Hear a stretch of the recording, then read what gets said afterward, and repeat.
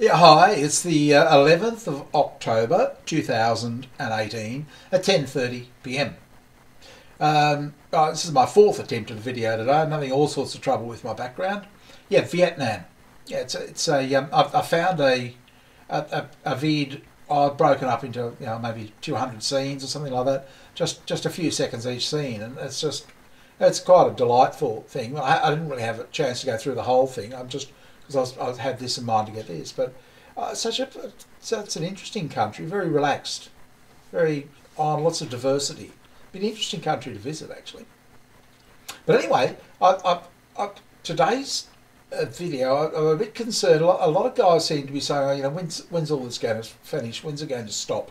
It's like a nightmare, and I couldn't agree with you more. But unfortunately, I think there are a few reasons it won't stop in a hurry. I think it'll continue. Unfortunately, look, I could be wrong, and the one thing that could make me wrong is the stock market. If you remember the mouse utopia experiment, he set it up for a perfect environment, and we saw what happened with the perfect environment. The mice went mad and started killing one another, and soon lost interest in one another sexually, and the whole colony died off. The same thing could well be happening to us. It feels like it is. But if you were to crash the stock market, that would be effectively the same as taking that experiment and making conditions less than ideal. It's like taking half. Let's see what happens if we take half the food away. Okay, some people are going to die and what have you. It's going to be some rats or mice that die, but the colony might survive. But right now we've got everybody has got everything they want, but we're killing them, the whole colony, if you get my drift. So it's a sliding scale. You might kill some individuals if you do one course of action but save the colony, and the other way you kill the colony. So that could be happening. I don't know. It's anybody's guess. Total conjecture. And it's look, I'm not going to. I wouldn't argue one side or another. I was just thinking about it today. I thought it could be possible. Anyway, we'll find out what happens with that in the near future. Something will happen in the next few days, I'd say. But I said there are three main reasons that this trend will continue. The first is that it's been in place. It's a trend that's I think it's mainly narcissism. It's been around for a long time, and to prove to show that point, I started talking to a guy called Delmas Ingle today, and he wrote a series of stories which turned out to be his life story. Okay, just on the channel on 323, the one before this, Delmas Ingle. You can read it yourself, and it was just telling about all the things that had happened to him in his life, and all the craziness that he'd come across. And he's 66 now, but he's seen quite a bit. He's had 2 wives, divorced both of them, and it wasn't a pretty scene, and his childhood wasn't particularly happy. But it's if you want a quick read, it's interesting. But the thing is that it shows you that it's been going on, the insanity has been going on for a long, long time at the grassroots level. Okay, I guess essentially the thing that's changed is that it's risen like a rising damp. It's risen from grassroots up to the highest echelons. Now, you only have to look at. So this is the second point of what I was trying to bring out. You only have to look. It's a political. What's happening at the upper levels of our political sphere that's giving me less room for hope. Hey, just look at what happened with Brett Kavanaugh. I mean, it's just the difficulty he had in dealing with that situation. They had him right on the ropes at one point. He became totally emotional. That's how crazy it is. And if you look at Delmas's story, it's really not much different to that. In Delmas told me about one of his wives, had a bruise or something that she'd copped from somebody else, and went into the judge's chamber to show him, and he was all against Delmas. Delmas wasn't allowed to say anything. He was told to shut up, in fact. And much the same sort of, well, not quite the same happened to me. They knew that she was lying with me, but it was, yeah, it's that sort of insanity. And that's exactly the same thing that happened with Brett Kavanaugh. He was faced with insanity, you know, and I can even remember the women there saying, you know, "Oh, did you see how he yelled?" I mean, it's just that sort of craziness. So you know, one hand it's always been there. Now it's everywhere. And look, the thing that really gets to me about all that is, what chance have we got? You know, he is highest ranking, highest, you know, and he's being accused of that sort of nonsense.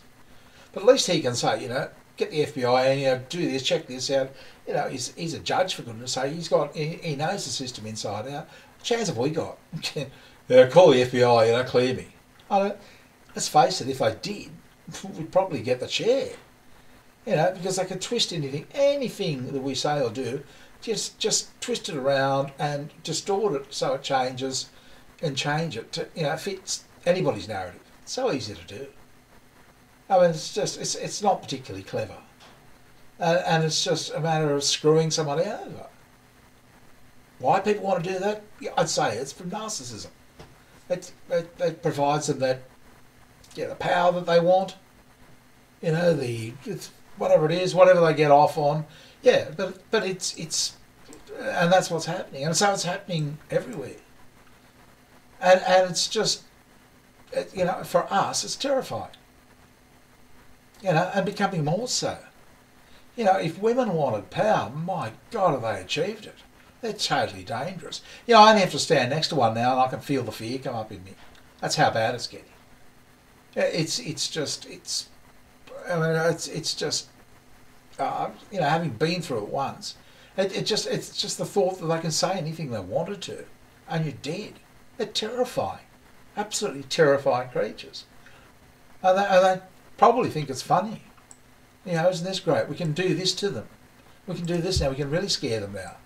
You know, I don't know how long it lasts, but I mean, but that's where we're at. And I mean, it's not just that.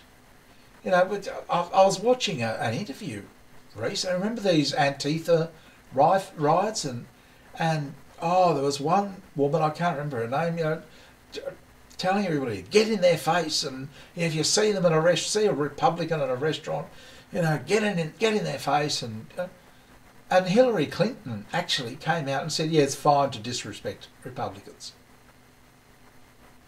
Yeah, and she justified it. And she justified it by saying, yeah, Republicans don't deserve respect. Now, when somebody is justifying something that's clearly wrong, yeah, they're a narc. You know they're a narc. It's proof positive they're a narc. Marks, what narcs do, they justify. Yep, oh, yeah, it's okay for us to kill people, but it's not all right for you to kill me. And they'll justify it on some spurious sort of nonsense sort of thing. Yeah, but I mean, it's not justified to disrespect anybody. You know, particularly when we're supposed to respect everybody but everybody. You know, oh my God, if you say that, you know, to a woman, oh my God. Yeah, but Republicans are different. This group, I mean, I sat there and I listened to it. And I thought, you're signalling out this group of people that you're against politically, and say it's okay to disrespect them. I mean, I just look at it, and look, I watched a Tucker Carlson interview with some guy about it, and he was trying to get the guy was a Democrat, he was trying to get him to admit that what Hillary Clinton said was wrong. The guy wouldn't. And why would he? He's not going to say Hillary Clinton's wrong. I mean, you know, he's a little guy down here. She's right up the top. If she comes into power, he's dead, and he knows it. So he's in fear. You know, he's not going to say anything. And Tucker Carlson just sat there and laughed. And yeah, I know, but this guy is, you know, he's on the team. He's not going to be seen as treachery. Look at what happened to the Democrats that voted for Kavanaugh. You know, they are just being clobbered. And it doesn't matter which side of the aisle you're on, Democrat or Republican. Certain things are right and certain things are wrong. It's just that simple. I mean, I would identify as a conservative. I used to identify as a left, on the left side of politics, slightly, you know, sort of centre left. Now I've moved to centre right. There are certain things that conservatives, you know, do that I don't approve of, and I think I've got every right to feel that way. And anybody, you know, what I'm saying is, yeah, I probably relate to conservatism, but yeah, I don't agree with everything. To me, that seems normal. But when people you know, have to either doing it deliberately or feel they have to have a blanket, yeah, everything that happens, everything that these people do is correct, then you've got an authoritarian regime. You no longer have a functioning society. You have something that's, you know, like narcissism. You know, let's face it. You know, it would have been a terrifying world back then. Well, I don't see it's a lot different. It's going this way now, unless, you know, something happens to change it. But it's not, and we're just seeing more and more evidence that it's not changing. You know, and talk about hypocritical. You know, it's fine for them to do, you know, and I'm seeing evidence of, not just with Democrats, you know, but with all over the place. You know, it's fine for them to do whatever they choose to do, but God help them, you know, if somebody else does that to them. And that's narcissism. That's how it works. I lived with it for 30 years. That's just how it is. But the point is that it shows solidarity in the narcdom. You know, like that guy just wouldn't budge on the issue. Women are the same way. They might fight with one another, but they won't criticise one another as they should do in front of others. Presumably because it would show weakness, or I don't know what it is. But like men will say, like mgtow for example, say no, PUA we don't like. No, don't like PUA. No, they're such, or white knights, or yeah, or blue pillars, or this or that. Yep, no, we don't like this group, that group. Yeah, and we'd say, yeah, the reason is, yeah, we don't like PUA because they promote something. I don't know what the words are, but I can understand why you wouldn't agree with them. Okay, and why the differences occur. But I dare say, if you spoke to a woman and asked her to identify the groups within the woman's sphere, if that's a word, yeah, I'd say they'd probably say, oh, you got your straights and you got your lesbians. But they wouldn't be able to differentiate between groups in any other way other than that. I mean, we can do that as well. But what I'm trying to say is the manosphere is broken into different groups. And there's probably more that I haven't mentioned. But that's the point. And so we're critical of one another. And it's sort of, yeah, it's probably good, it's healthy. But when everybody's the same, I worry, because all markets are divided into segments. But so if they're not, if that's been eclipsed and that's paved over or papered over in some way, then that's showing something's wrong. And I'd say it's mental illness. But you know my views on that. So that's, to a large extent, you know, it's grown up. It's now at the higher levels, lower levels. It's everywhere, and with no real reason for it to disappear. Why should it? The third and final reason is probably the cause of narcissism in the first place. Lots of guys say to me, narcissism is perpetuated or is created by white knights, blue pillars. No, I think narcissism largely is created by parents in the first 3 years of a child's life. I know I'm probably largely responsible for creating a narc. I've said that before and I'll say it again. I'm not proud of it. I didn't know what I was doing. I had nothing to go by at the time, and yeah. But I mean, when you have a baby and a baby girl, or I don't know, I didn't have boys, so I had 2 girls. And when they come in, they're just beautiful. Okay, so you forget everything. You go a little bit sort of emotional. It's all emotion. you know, for a while, for a good while, all logic seems to go out the door because you just can't be logical. You can be to an extent, but I mean, you're largely running on emotion.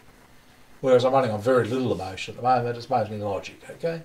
But when you have your first child, for a few 2 or 3 years, yep, it's very emotional, very up and down and all over the place. Because you're getting caught up in them as well. Plus, you're worried about them.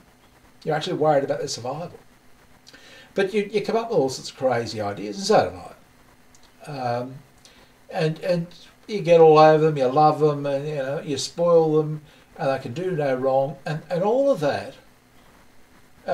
leads to developing a narc, because the child is too busy trying to make sure that you're happy and not actually taking care of themselves. I saw that with my second daughter. And I'd ask her to do things and she'd dig her heels and refused. And she's actually not going to grow up a narc. My first daughter, yeah, she'd do everything. They put themselves on hold to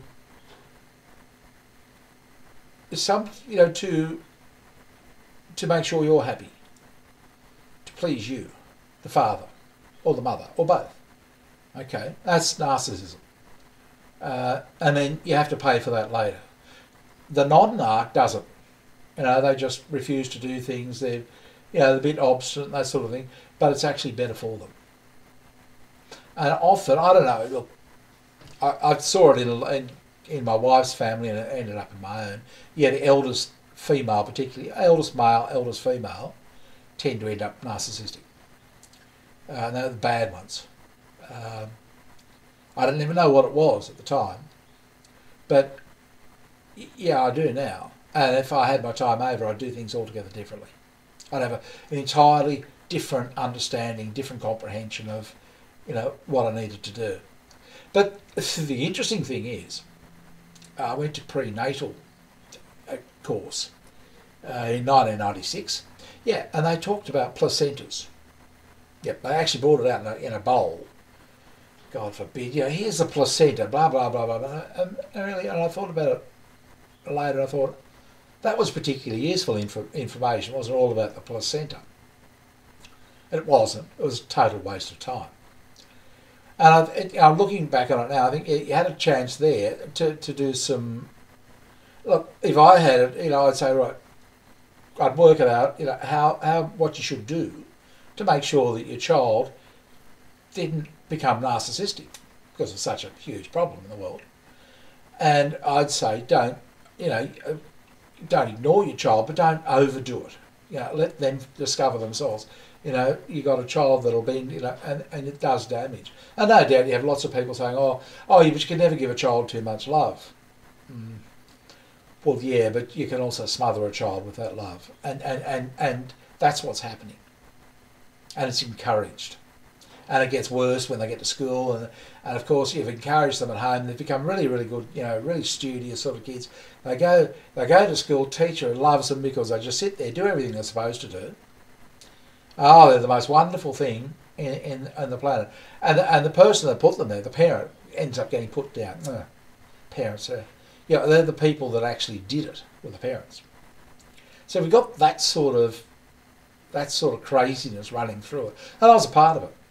Okay, that's if you can get my drift, that's what's happening, and it's nothing's stopping that. So for as long as nothing is stopping it, we're just producing more and more narcissists, and more narcissism. The more narcs you have, the more narcissism you have, until eventually they take over everything. Until we actually find a way and just say, no, we've got to stop this.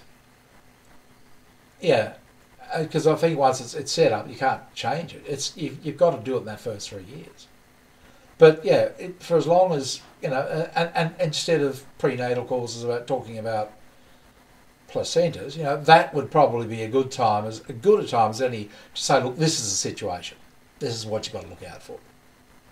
I don't see that happening anytime soon, but that might do. But the whole point I'm trying to make here is that's my sort of third and final reason for why it's not going to change in a hurry, because we just keep making them and promoting the idea, make more. It's a good thing. Anyway, it's been good talking to you, and I shall talk to you later. Bye.